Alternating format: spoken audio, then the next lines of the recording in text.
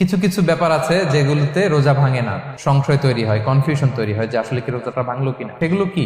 এক নম্বর হচ্ছে ভুল করে যদি কেউ খায়। দুই নম্বর হচ্ছে এটা বিবাহিতদের জন্য, বিবাহিতরা ফিজিক্যাল ইন্টারকোর্স যদি করে দেহ থেকে সিমেন আউট হলে রোজা ভেঙে যায়, কিন্তু স্বাভাবিক মেলামেশাতে রোজা ভাঙে না। তিন নম্বর ওয়েট ড্রিম, বাংলায় বলে স্বপ্ন দোষ।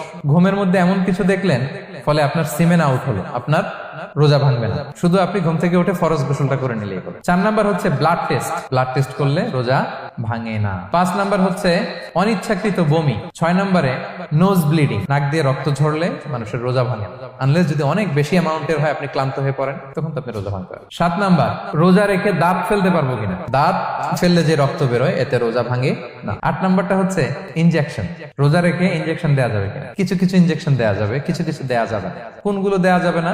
এনার্জেটিক ইনজেকশন দেওয়া যাবে না, যে ইনজেকশনে ফুড সাপ্লিমেন্টারি আছে, যেটার মধ্যে নিউট্রিশন ভ্যালু আছে, এই ইনজেকশন গুলো দেওয়া যাবে না। কিন্তু পেইন কিলার যে ইনজেকশন গুলো আছে এটা দিতে পারবেন, অ্যান্টিবায়োটিক ইনজেকশন দিতে পারবেন, অ্যানেস্থেটিক ইনজেকশন দিতে পারবেন, এই জাতীয় মেডিকেশন ইনজেকশন গুলো দিতে পারবেন। নয় নম্বরে কিছু কমন ব্যাপার আছে, এর মধ্যে এক নম্বর হচ্ছে টুথপেস্ট। রোজা রেখে টুথপেস্ট দিয়ে ব্রাশ করা যাবে কিনা? যাবে, কিন্তু না করাই ভালো। আই ড্রপ দেওয়া যাবে। এরপরে ডায়াবেটিক পেশেন্ট যারা আছে তারা ইনসুলিন দিতে পারবেন, এত রোজা ভাঙে।